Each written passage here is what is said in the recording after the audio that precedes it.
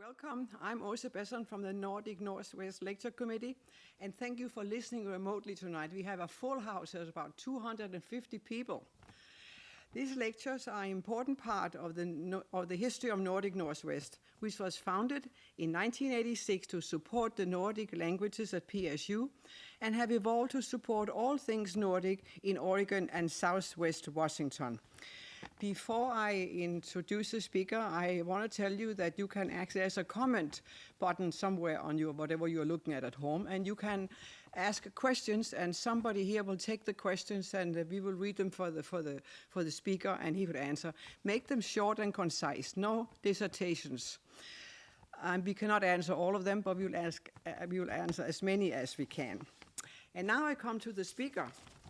Tonight's speaker is Karl Marlantes, who lives in Cannon Beach and is of Finnish and Norwegian ancestry. Karl has an illustrious and remarkable history. He graduated from Yale with a degree in economics, and afterwards he served in the Marine Corps, and he received the Navy Cross and 2 Purple Hearts for his heroism as a Marine platoon commander in the Vietnam War. After leaving the Marine Corps, Karl entered Oxford University as a Rhodes Scholar and earned an MBA in philosophy, politics, and economics. Karl also is an author. He wrote Matterhorn, a novel about the U.S. Marines fighting for their lives in the jungles near Laos, which ended up on the New York bestseller list. He has also written other books, and one other book was sold 250 copies and also ended up on the New York bestseller list. Karl has also appeared in several documentaries on the Vietnam War, including Ken Burns' Vietnam, which I saw, and I remember they mentioned the Rhodes Scholar Karl Marlantes. It's a very great honor to be a Rhodes Scholar, because only 32 people in the U.S. are selected every year to become a Rhodes Scholar. So now you meet one of them tonight. Karl's latest work is Deep River, a saga about the struggle of the Finnish immigrants in the Pacific Northwest. The title of Karl Marlantes' presentation tonight is Kalavala in the novel Deep River. So let us welcome Karl Marlantes. Thank you. Pleasure. Well, thank you very much. It's a pleasure to be here, and it's a bit bizarre because there's like 6 people here. I now know what these comedians must feel like on television when they're cracking jokes and there's nobody there. So, but I thought tonight I would talk a little bit about what got me interested in writing Deep River. My background, obviously I have Finnish heritage, and then I would, the topic is sort of echoes of the Kalevala in the novel, and I talk a little bit about the Kalevala and how I adapted it for the novel, and then we'll open it up for questions, and I'm going to read a couple of passages from Kalevala and how I handled them in the novel, just to give a feel for what it is. I grew up in Seaside, Oregon, and I had to have a house in Cannon Beach right now. And my mother's a native Finnish speaker, and of course my grandmother. And but my last name is Greek because my father is a native Greek speaker, and it was my brother coined the phrase that we grew up in linguistic and cultural schizophrenia because I kid you not, having half the family Greek and the other half Finns and Norwegians, it is really different. I like to tell the story about going to the Greek Orthodox Church and going into the Greek church with my Greek grandmother, and people are shouting at her across the aisles, and Sophia, how are you? How are the grandchildren? You know, they're waving, and the priest's up there with all this stuff going on and everything. And you go to the Finnish Lutheran church, you know, and everybody is sitting there very still and very quiet. And so coming from that background, and languages in the household, I mean, my mother's native language was Finnish. Her father was from Hammerfest, Norway. So she spoke Norwegian with him and Finnish with my grandmother. And then my grandmother divorced him and married a Swedish-speaking Finn. And so they were speaking Swedish. And then there's Greek flying around. And I didn't pick up any of it. I know the names of all the cookies in 5 languages, and that's about it. there were a couple of things that got me going on this novel. And first of all, it was that I grew up in a logging town. And I can remember the log trucks going through town, and they had one log on them, because they were so big they couldn't carry more than that. If you look at a log truck today, 35, 40 logs on the same size truck. And the floor in our little school would tremble when those log trucks roared by down the highway. And I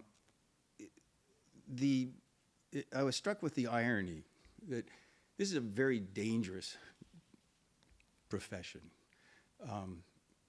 5 of my friends lost their fathers and died in the woods in logging accidents when I was growing up in a tiny little town, 2,500 people. And the earlier loggers it was even more dangerous because there were no rules, there were no unions, they didn't have safety rules, they worked until they were so tired that accidents happened, and that's of course reflected in the novel. And the irony of these very brave people, this big, and the trees were 200 foot tall, and my great uncle Yuka told me once, he said it took him sometimes a couple of days to get one of those trees down because it was just chop, chop, chop, and the trees were massive, 14 foot across, the irony is that magnificent effort resulted in all the old growth forests disappearing. And so that nostalgia for what we've lost and what we cut down is very much also part of this novel. My own grandmother, my Finnish grandmother, was quite involved in the early labor movement. She was not anywhere near as romantic as Aino in my novel, but I did have her in mind a little bit. And she was a member of the IWW, which was the Industrial Workers of the World. It was a radical labor union that wanted to have just one big union and join all the unions together. And she was an organizer at a very low level, worked in the logging camps and as a cook in the logging, in the mess halls. And I'm just an aside, just to think about how hard these guys worked. I saw an analysis of the food that went in and out of a mess hall, and they burned 16,000 calories a day. I mean, that's Michael Phelps level. Incredible. I mean, because they would work 12, 14-hour days, hard physical labor. And my grandmother would tell about pancakes stacked up this high, and beans and butter, and I mean, just massive amounts of calories to keep these guys going, and they're all lean as whips. I mean, the Hollywood image of a logger is a sort of big lumbering sort of lumberjack. They're built like wrestlers. They're lean, and they're just aerobic machines. Very different than the Hollywood image. But going back to my grandmother, one of the things that is important to understand is how the Finnish people were involved in this early labor movement.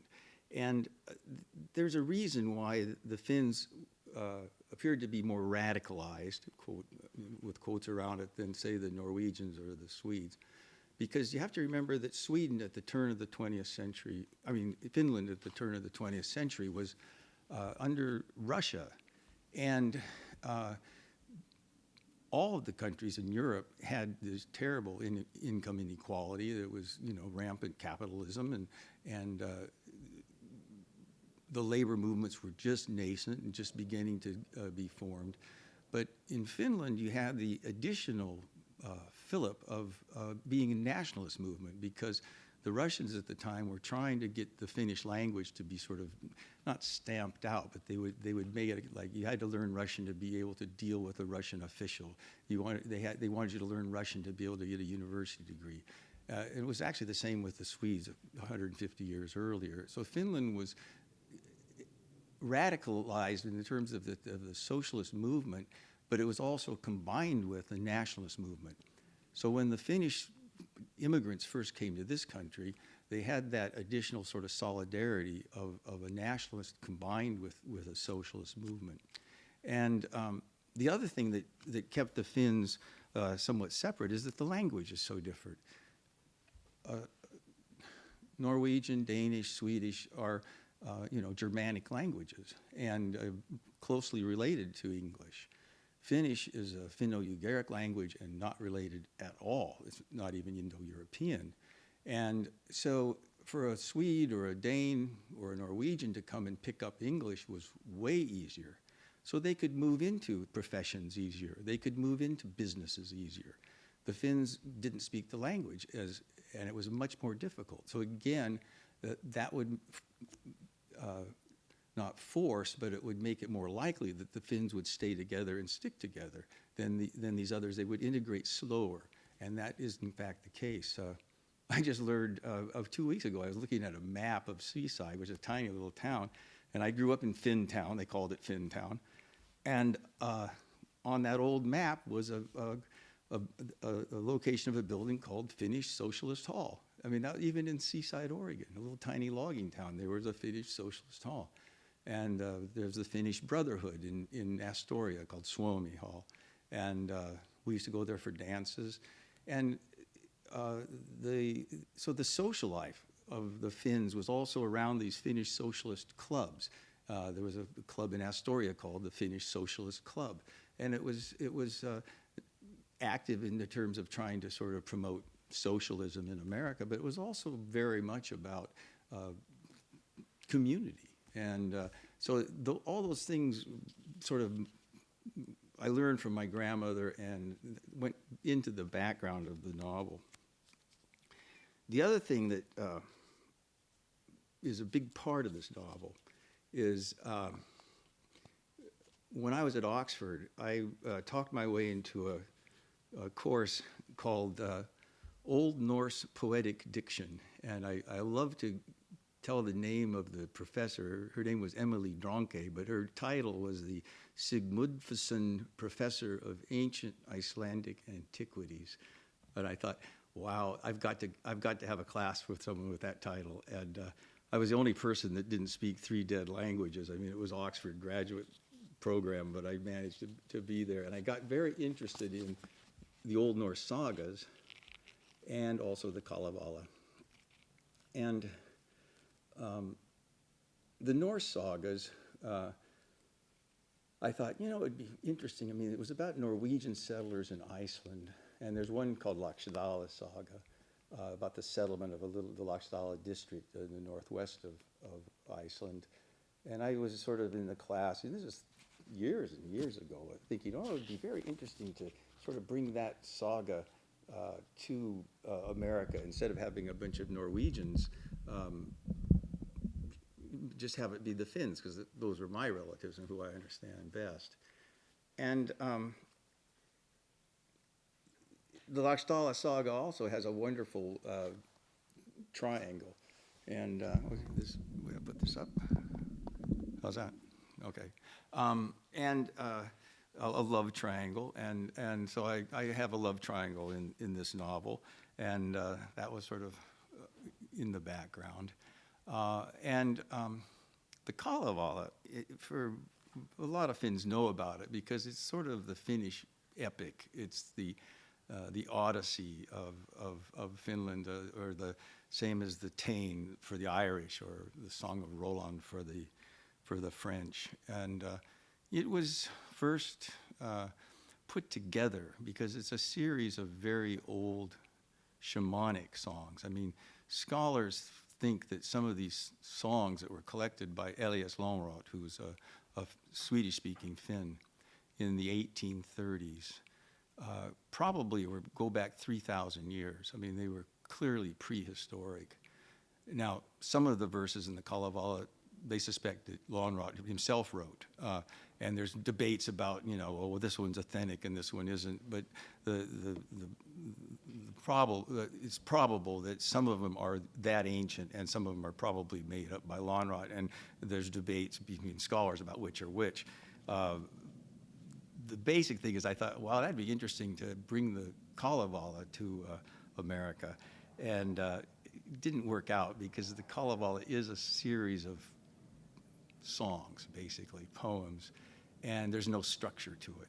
And when I started to try and outline a novel where I used the Kalavala as a background, it just wasn't working. So I modified it, and I'll show you how I did modify it. I'll read some passages from both the Kalavala and from the novel.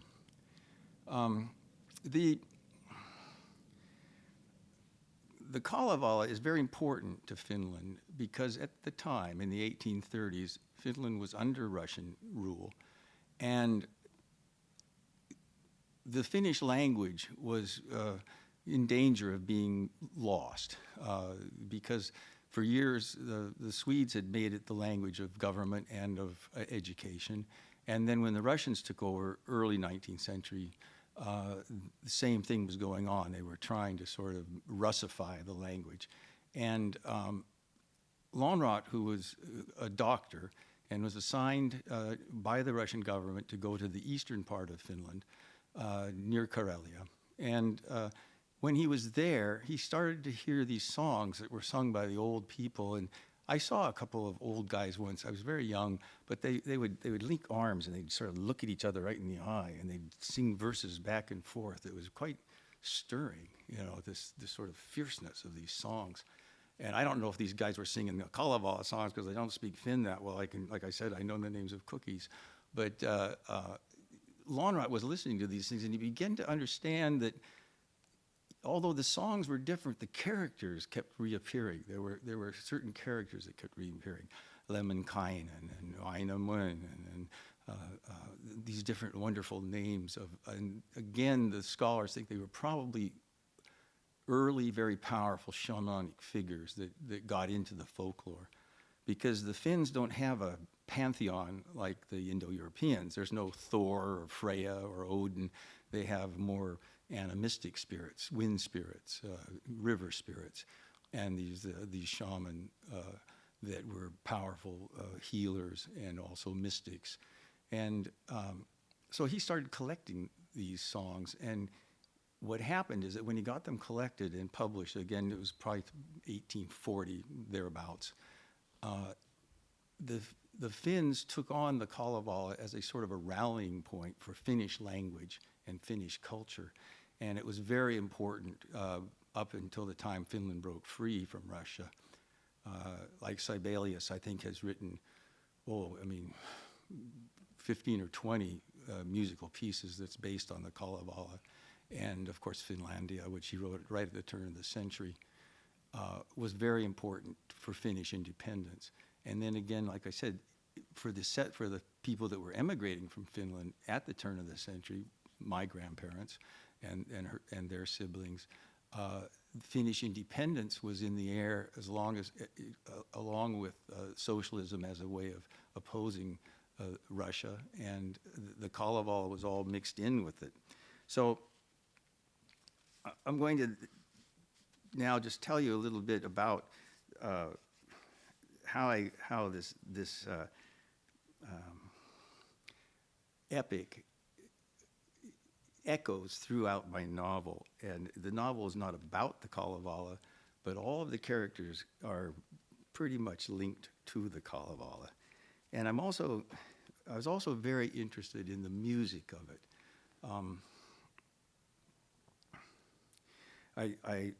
You have to pardon me because I'm not a singer, but it's got this wonderful sort of ba-da-da to it. It's called Vakavan Havainamanen Itse Tonsan Oiksi Veraki Naista Pato Kitolisi Kalenloinen Kanteloinen. And you hear that, and Longfellow heard that. By the shores of Gitchigumi, by the shining big sea water, stood the wigwam of Nokomis, daughter of the moon Nokomis. Da, da, da, da, da. And so that got into my sort of psyche, that sort of feel of that. And I thought I'd read a little bit from the Kalevala. Now, there's lots of translations. This is a very early one, John Martin Crawford, which is the one that Longfellow wrote, and he tried to keep the music, and that's why I like it. It's like dealing with the Bible. I mean, you can do King James and get this wonderful language, but maybe not the translation's not so literal, but you can get a literal translation of it, then it doesn't have the music.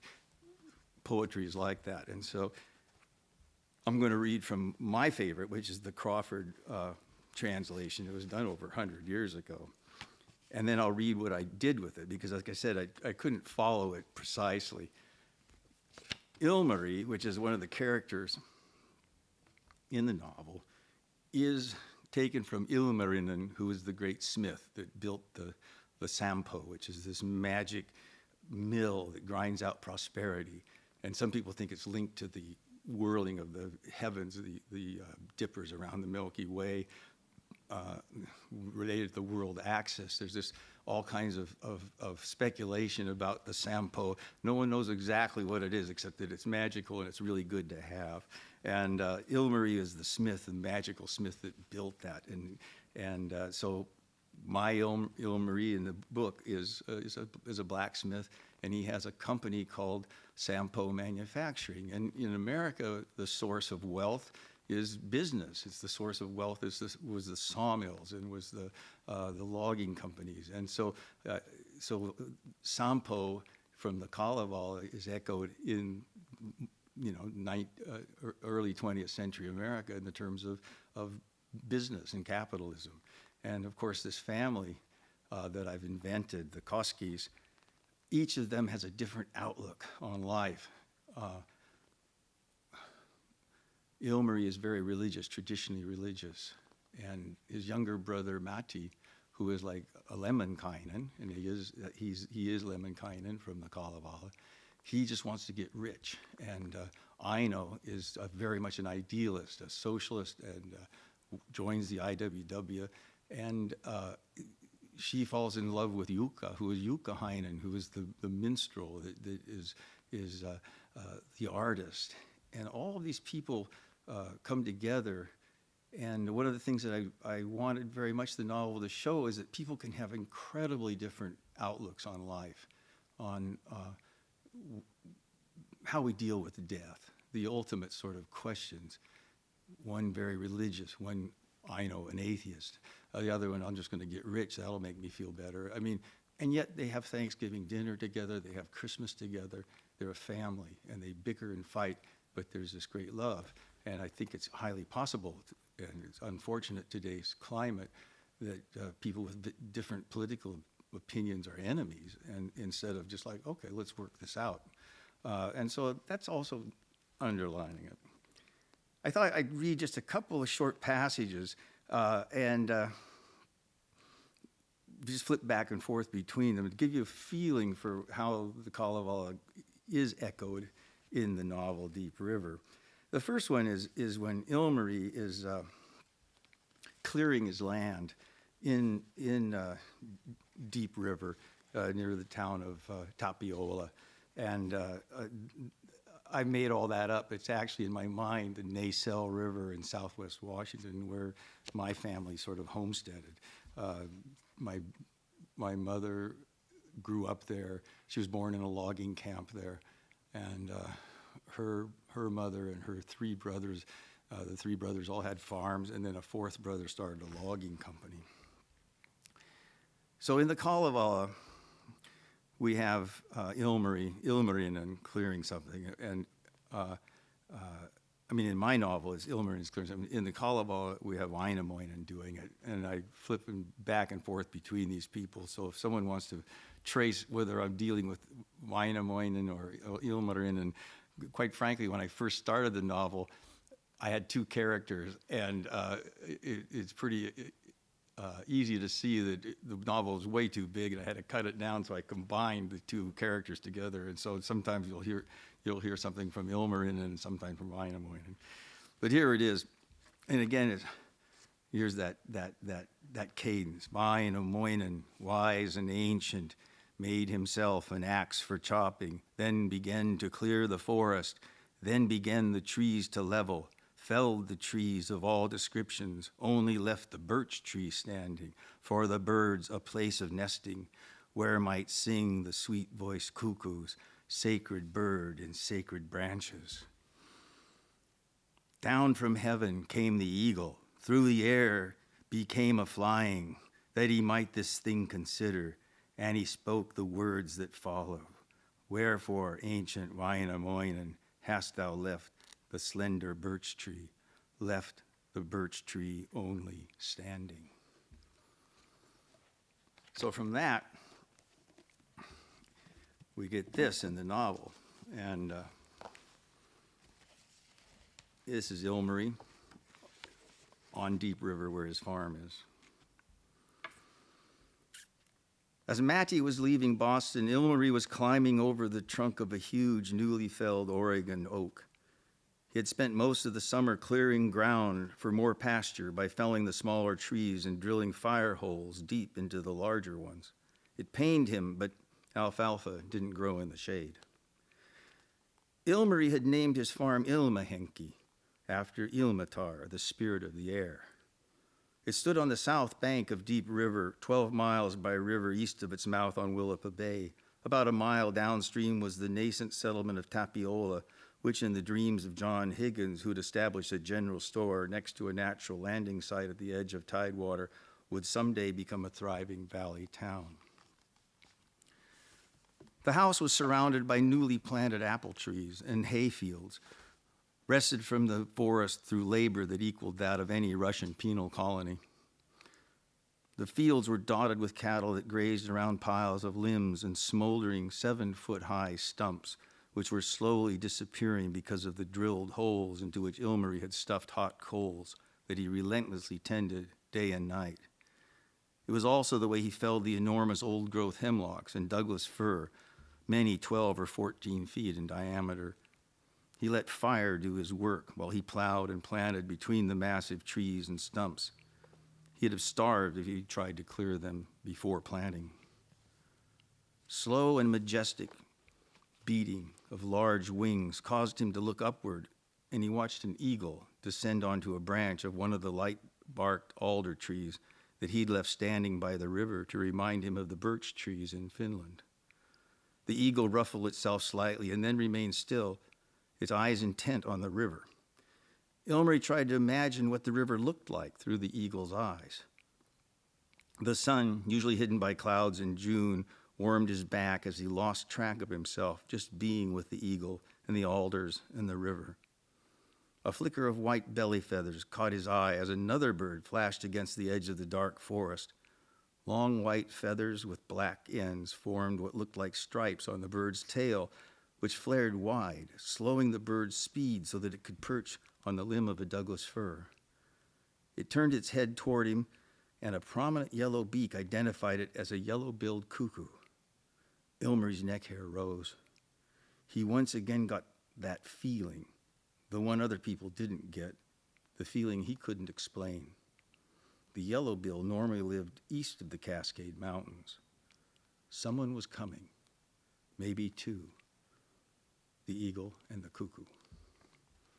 So you can see that from that passage from the Kalevala about the eagle and the cuckoo and the clearing of the fields comes this passage, and it was really kind of fun to try and string it together. Another major part and the major character in the novel is a girl named Aino, and Aino means the only one, and the story of Aino in the Kalavala is that her brother, now I think it was Yukahainen, got into a singing contest with Wainamoinen and lost. And the bet was that Wainamoinen could take his sister, Aino, as his wife. Well, Wainamoinen is this old guy. And of course, Aino is this beautiful young girl. And she did not have anything to do with it. And in the novel, in the story of the Kalavala, this is kind of too bad. She kills herself rather than become married to this old man. So again, I'm going to read you a little bit about the passage from the Kalavala, the fate of Aino. It's one of they call them runes, or sometimes they call them poems. And then I'll read you the part that I have.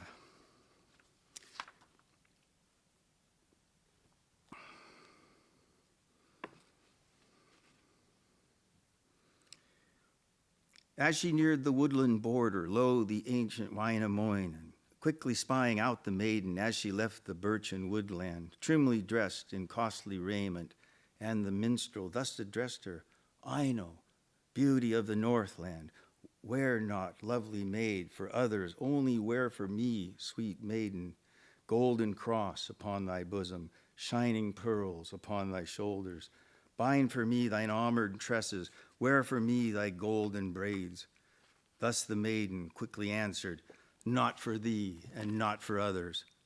Hang I from my neck the crosslet, deck my hair with silken ribbons, need no more the many trinkets brought to me by ship or shallops. Sooner wear the simplest raiment, feed upon the barley crust bread, dwell forever with my mother in the cabins with my father. Then she threw the gold cross from her, tore the jewels from her fingers, quickly loosed her shining necklace, quickly untied her silken ribbons, cast them all away indignant into the forest, ferns and flowers. Then after she disappoints Wainamoinen, she knows that she can't go back to her brothers, and she realizes that she's kind of made this horrible mistake. She doesn't want to marry him. She doesn't want to go back home, and so she wanders in the forest, and then she ends up committing suicide. And this is the end of that rune. Now she leaves her many treasures, leaves the storehouse on the mountain, filled with gold and silver trinkets, wanders over field and meadow, over stone fields, waste and barren, wanders on through fen and forest, through the forest vast and cheerless, wanders hither, wanders thither, singing careless as she wanders, this her mournful song and echo, woe is me, my life hard fated. Woe to Aino, broken-hearted. Torture racks my heart and temples, yet the sting would not be deeper, nor the pain and anguish greater. Weep no more for me, O father, mother dear, withhold thy censure. Lovely sisters, dry thine eyelids, do not mourn me, dearest brother. All day long poor Aino wandered, all the next day sad and weary. Listen only to the music of the winds and rolling billows, singing all the dirge of Aino. All the night and weary maiden wept and wandered on the border. As the day dawns, looking round her, she beholds 3 water maidens on a headland jutting seaward, water maidens, 4 in number, sitting on the wave-lashed ledges, swimming now upon the billows, now upon the rocks reposing. Quick the weeping maiden Aino hastens there to join the mermaids, fairy maidens of the water. The way I handled this, Aino is promised to Uliko, who is a friend of her brother's and who has lent her brother money to get his sawmill going. And when she shows up on the Deep River Farm, she has no skills. She's an intellectual. She's a socialist, and she of course has all the skills that any Finnish farm woman would have, but there's no way that she can earn money. And so the brothers are desperate to try and figure out what to do with her. So they promise her to Uliko, who's a successful farmer. And Aino doesn't want anything to do with it. And so here's the way that this comes out of the novel. I just read you the passage, parts of it from the Kalavala. Uliko has a necklace that belonged to his wife, and Aino was sent there to take care of the kids because to earn some money and some keep. And Uliko is in love with her, but he's in his mid to late 30s, which in those days was an old man. And She's 16 and she doesn't want anything to do with him. Ullikko opened the box, taking what she knew was the most precious thing he owned in his broad, calloused hands. He walked behind Aino. He felt panic welling up in her. She fought it while he fumbled with his thick fingers to clasp the necklace beneath the coiled bun of her hair. Putting his hand on her neck, he nuzzled his cheek up against her ear from over her shoulder. She could smell his halitosis. Her heart started hammering with fear and adrenaline. She didn't know why. It was like being gripped by a dark shadow. And if you read the book, what you know is that Aino, when she was taken by the secret police, the Russian secret police, she was tortured, and the man who tortured her had halitosis, and this has reminded her of her torture. Sorry, we have to sort of give you that spoiler alert, but that's what's going on. Ullikko dropped down on one knee beside her and said what she'd been dreading, "Will you marry me?" She shoved the chair away from him and stood looking at the wall, trying to sort through a wildly fluctuating and contradictory set of thoughts and feelings. Here was her first real marriage proposal, and from a prosperous farmer who could solidly provide for her and her children. Here was a man on his knees, having offered her his most precious possession and the most beautiful thing she'd ever worn. But that was the great temptation to settle in to become a rich farmer's wife, a petit bourgeois. She'd just become part of the oppressive system. It went against everything she and Voito believed. She remembered kissing Voito by the river. This was her lover who was killed by the secret police. Why couldn't this have been Voito? At the same time, her heart ached for Ullikko. She knew he was lonely, that he tried. He was as good a father as any child could expect. Why did her first marriage proposal come from a man she didn't love? She turned from Ullikko to conceal her disappointment and confusion. Ullikko jumped to his feet, alarmed that he'd done something terribly wrong.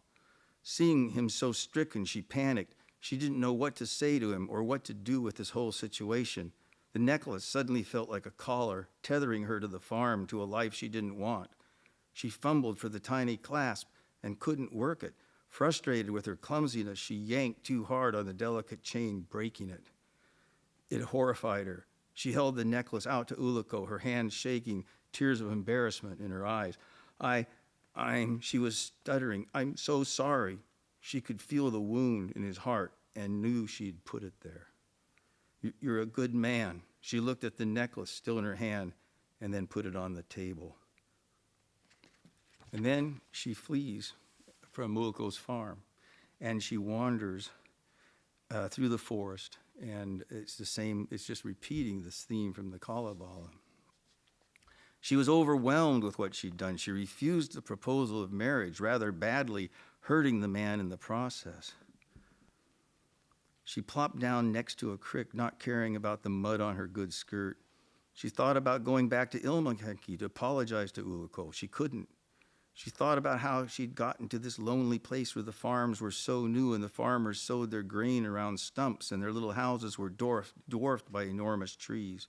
Her thoughts went back to Finland, where the landscape was on a human scale. Would she ever see her parents again? She fought down the memories of her dead sisters and brothers. Then the horrible prison time came again and intruded on her memory, a sickening feeling of guilt sweeping through her stomach and intestines. Knowing that what must have been done to Voito because of her, she started to sob. She looked through tears at the sullen clouds above her. All around her, tree after tree, for mile upon mile, made her feel small, helpless, and alone.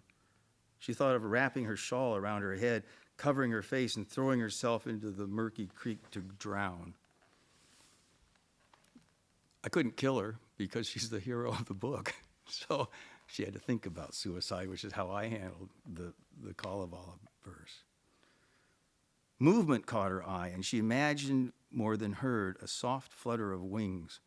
A northern pygmy owl, about half a foot tall, had silently emerged from a hiding place at the edge of the uncut forest. It swooped down, hitting the ground by the creek with a thud. Wings beating at cool air, the owl climbed to the top of a snag and turned its head, staring straight at her with its fierce, immovable eyes. A field mouse hung in its beak. It began to feed on the mouse, occasionally jerking up, swiveling its head to stare at her briefly, making sure she wasn't a threat. It hooted, warning her to stay clear. She laughed. Ilmari would say the owl represented her mother's spirit, come to scold her about forgetting her sisu. Around mid-afternoon, beneath high gray clouds from the Pacific climbing over the cooler air of the vast forest, she hit the rail line linking Reeder's Camp to Willapa Bay. The rain had stopped, but the sun stayed hidden, its presence signaled only by lighter gray in the southwest sky before her. The forest was cast in continuous shadow. She turned south on the railroad tracks, stepping on the cedar crossties, taking in their soft, sweet smell. She guessed that to save money, Reeder had not bothered to creosote them as major railroads did. The untreated cedar would last long enough for him to cut out the timber. After following the tracks as they climbed into the hills another 3 or 4 miles, she heard women's voices. They were speaking Finn. She hurried toward them. Coming around a gentle curve in the rail line, she faced a large, seemingly haphazard bridge made of log after log, piled one upon another from the bottom of a small, logged-off canyon with a fast-flowing creek where 3 girls around her age were washing clothes. The music of their voices blended with the music of the stream. Occasional laughter bubbled up to her, standing there, bedraggled on the rail line in her wet and muddy Sunday best. Excuse me. So, the novel goes back and forth between many of these scenes from the Kalavala. And if you know the Kalavala, you will recognize a lot of the action. But it's hidden this way. It's not a direct, as you can see, it's not directly from it. But for example, Pohjola, which is where Louhi lives. Louhi is the queen of this dark land in the Kalevala, where the heroes go north to find brides. Well, in Deep River, the heroes go north to find brides in Nordland, Northland, Pohjola, the land of the north, where Louhi owns a saloon and a house of prostitution. And her daughters one of the daughters is who Ilmari wants to marry. And her name is Rauha. But if you know your Finn, Rauha means peace, but it also sounds like Raha, which means money. And she is the daughter of Louhi. And in the Kalevala, Ilmari loses a wife in Ilmariinen, and he builds a wife out of gold and silver and finds out that she's a little bit hard and a little bit unfeeling. And this beautiful woman, who is the daughter of Louhi, Rauha, becomes Ilmari's wife, and she's a bit cold. And so again, it's just the reflection of the Kalavala in the novel. The Lemminkäinen, there's what they call the Lemminkäinen cycle. It's another one of these shamanic heroes.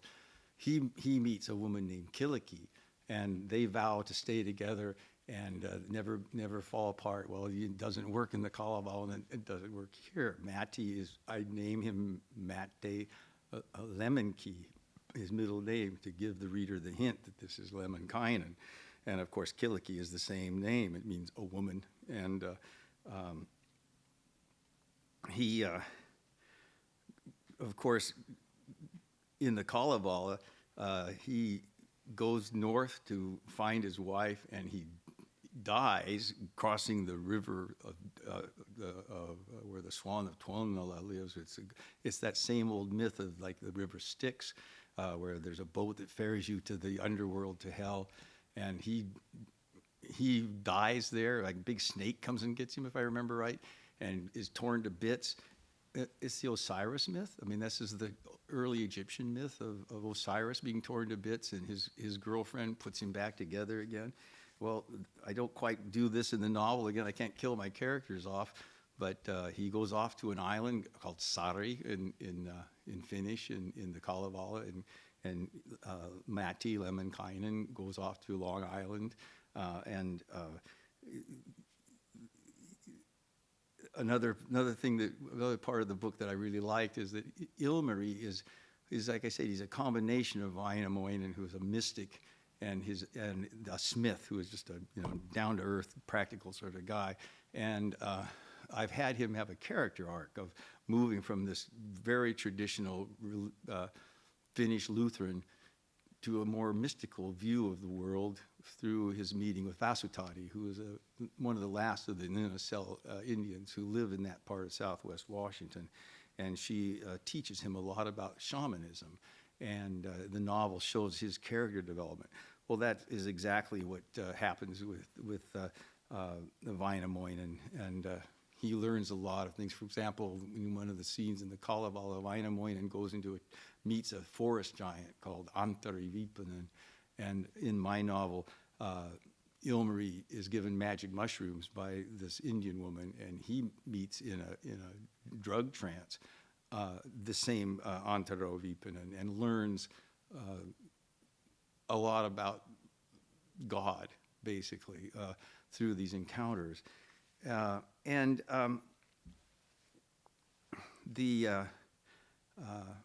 novel just moves along between these different characters, and I hope that you enjoy it. I'm finding that I'm kind of running out of time, so. About the last thing that I want to say is it's not just the Kalevala. There's other parts. Like I said, I was very influenced by the Norse sagas, Laxdala saga in particular, where there's a love triangle. And the other one that is very important to me is the myth of Amor and Psyche. And you'll see a lot of reflections of that. It's a Greek myth. And it's a myth where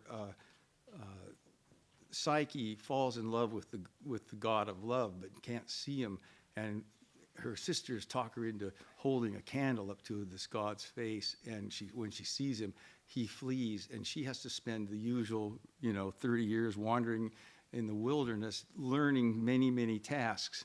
And this is, of course, the relationship between Aino and Axel in the novel Deep River, where Aino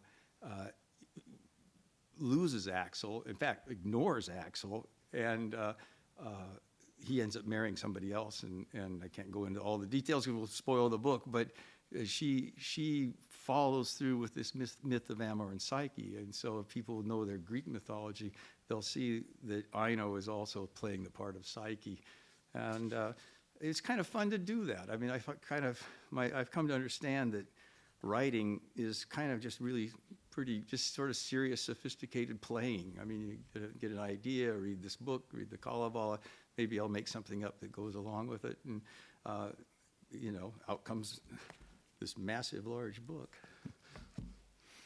So thanks. Karl, a number of the listeners have some questions. I think I'll start with the first one, and her question is, yes, there are a number of translators of the Kalavala. She would like you to repeat the one you like the best. John Martin Crawford, and it was done in like the 1880s. Like I said, I like it because it has the rhythm and the music. Here's another one. Hang on a second.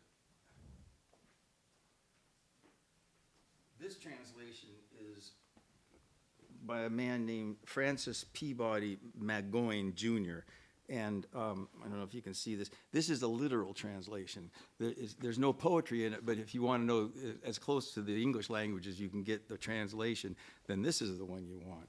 And I, of course, I do it the same thing with Bibles. I have 2 or 3 all the time, and I go like, I compare them. But I'm a bit of a nerd that way, so those are 2 that I recommend. 2 questions about the loggers.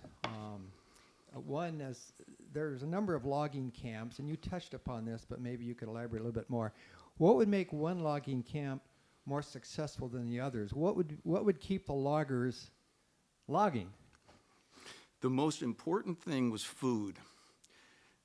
They kept the wages basically at starvation level, and they colluded. The logging owners all colluded and made sure that no one broke the wages. And if there was any union organizing or anything, you were blacklisted, and you couldn't get a job. So it was very so.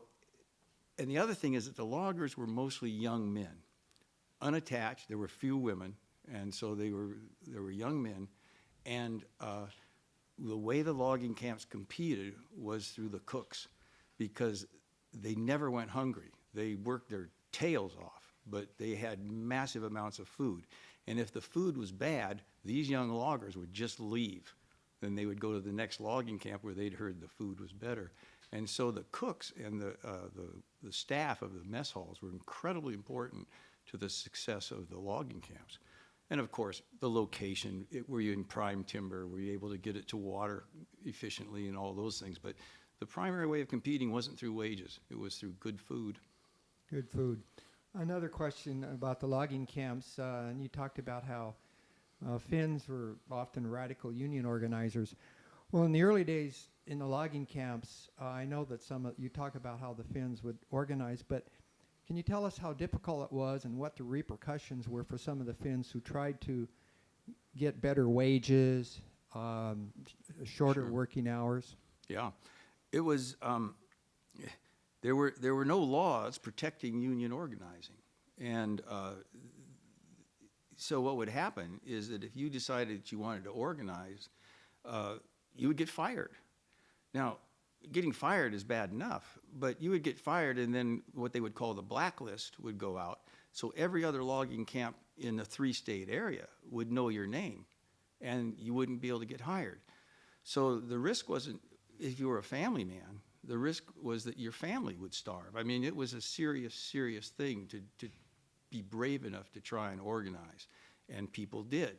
And but early on, they suffered terribly because of this blacklist system. And as time went on, because of the bravery of these early organizers, and we forget about them. We have unions and we have laws that protect unions, and that all came about because these people risked not only their own necks but their families to try and break through this system that kept the wages down to close to starvation level. In the Kalavala, Louhi gives chase to Väinämöinen. Would like to destroy him and his cohorts. But what is the fate of Louhi in Deep River? Yeah, Louhi is of course the mother-in-law of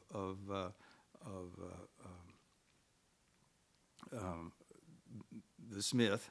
You know, now his name went right out of my head, Ilmari, and she's a very interesting character. She's always in the background, but she's very connected to the underworld, to the bootleggers. She's connected to a banker that is a cheat, but she's the one that when something goes wrong and trouble happens, she's the one that sort of pulls things together behind the scenes, so to speak, and helps the brothers, Matti, who is trying to start a logging company, Ilmari, who's trying to start a sawmill. And her fate is actually that she lives to an old age and has a grave in Seattle where she's buried next to the people that used to be her customers in the whorehouse. And so it ends up with a sort of a nice ending for her, but it's sort of outside the scope of the novel. In the novel, Aino is an organizer, and she spends a lot of her time trying to make better conditions for her people. Was she, near the end of the novel, satisfied with her efforts? One of the readers thinks that perhaps she never did find the peace she was looking for. How would you respond to that?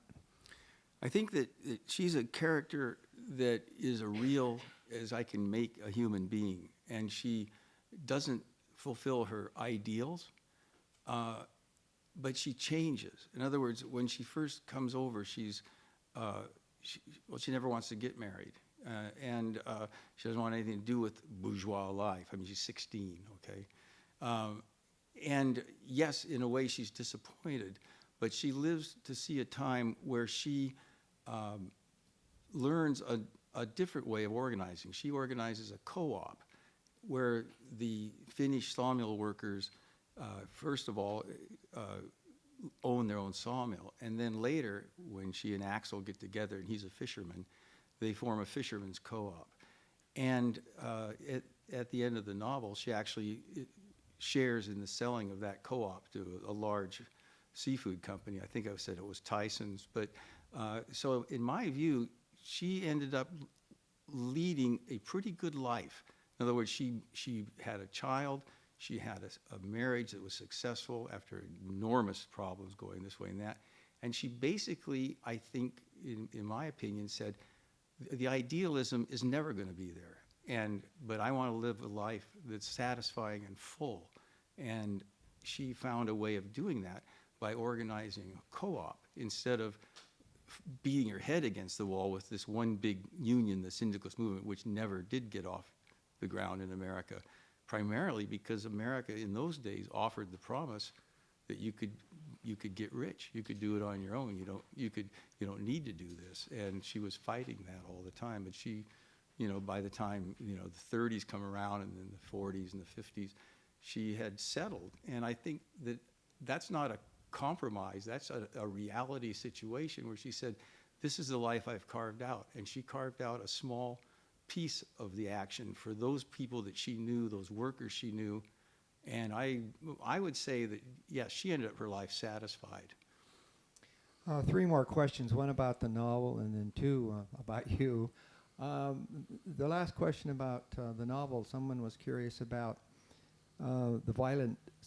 couple of violent incidents where the 5 friends who were hanging out on Long Island 8 got into a shootout. And then there was a incident on the Columbia River where there was another shootout. The question is, were those historical? Did they actually occur? Yeah, first of all, the shootouts between the bootleggers, absolutely historical. I mean, these were gangs, and they fought it out. The scene that I wrote for the Columbia River was taken from other incidences where there were shootouts. And I do remember, again, one of my great uncles, who was a Union man, he took his rifle down to the meetings. This was in the early 50s. They were dangerous times. And of course, it's a novel, and I made that last shootout sort of more of the ending. But historically, it happened, fairly frequently. They would bring in the National Guard, and there would be shootings. I mean, Centralia is a classic example of shootings where people were killed. And so it happened in New Mexico. It happened all over the West. We forget how violent it was. Okay, the 2 more. One is curious as to, you could have, with your travels, lived anywhere you would like, but the question is, I'll quote, how did you go about deciding to move back to the Northwest or to the... Yeah, well, I could have, and I spent a lot of time all over the world. I had my own consulting business, but I think it's really simple. I just love the land. I mean, I grew up fishing on the Columbia River. I grew up in a logging town. I literally, if I'm going toward home, which is in Clatsop County, there's a pass that I go over in Pacific County and on the Washington side of the Columbia, where I get over the top of that pass and I start to come down and my whole body relaxes. I can feel it just going, because I can smell the forest, I can smell the ocean, it's just in my blood. And so I'm a bit of a romantic. I have an older brother who went to New York City and never wanted to come back. I mean, he's very different than you. Same family, same gene structure, the whole thing. But for me, it's just that I just love the land. I just love being here and feeling that when I'm home. Okay. And this last question's appropriate. What is your next project? Well, Writing project, yes, I assume. It is, yeah. I'm working on a novel. It's called The Winner, and it's set in Helsinki in 1947. I'm not trying to write Finnish novels. It just happens that I had this story in my mind, and it's about a ski race between the Russian military attaché and the American military attaché, huge cross-country ski race. But the focus is on the 2 wives. The American wife, who's a typical good-hearted, naive American, and the Russian wife, who realizes that if it gets out into the papers that this American might beat this Russian. 1947, they're trying to take over Finland. You've got Beria, you've got Stalin. If her husband loses the race, they're going to Siberia at best. And the American has gotten them into this thing because she does a raffle to try and raise money for an orphanage, and she goes to the papers. Well, you can imagine they have to try and find the husband to throw the race. No one knows where they are. So that's the novel. All right. Well, thank you. Thank you so much. Thank you so much. It was Thank a you. great, great, great speech. I was the Toastmaster, and you have all the elements of a great speaker. Oh, So here you got an A+ from me. So it was absolutely fantastic, and the story and everything. Maybe I'll read your book too. Oh, that would be It could very well be, and thank you for coming. And I'm glad you have somebody nice to stay with overnight and not going back to. No, I don't have to drive home. Yeah, and thank you so much. And it was actually not my idea getting you here because I didn't know, but it was Greg's idea, and it was a great idea, Greg. So I just want to say that the next lecture is going to be April 9th. Usually we have it the first Friday at the month, but it's a good Friday, so we changed it to the 9th. And the subject matter is going to be climate change in the Nordic countries. And the presenters is a geologist, geoscientist, Dr. Frank Gransaw, and Dr. Scott Burns from PSU. And Dr. Gransaw is going to have the greatest job because he's the one who knows about climate change and things like this. But Scott will come into at the end, and if you know him well, you know he will also have a lot to say about the subject. So that's going to be for April the 9th. And in the first Friday in May, we are going to have the last lecture on growing up in. It's going to be growing up in Iceland, and we are actually going to have the April 9th, and also we're going to have it in the Great Hall because now we can have 83 people in there. So when you sign up for April 9th, sign up for the Great Hall, and we'll be glad to see how well you have aged because we haven't seen you for a whole year. And of course, the May lecture will also be in the Great Hall. We don't think we're going to have a setback or anything. So it'd be great to see you all again, but you also can see it virtually if you like. So, and also I should also tell you that the restaurant here at Nordia House, Broder, is opening up Thursday, March 11th. So you can come and have your Swedish meatballs in wine sauce and whatever you like. So that's really all I have for tonight, and we will see you the 9th, hopefully many of you in the Great Hall. So thanks for coming tonight. And thanks for sitting home and listening, by the way.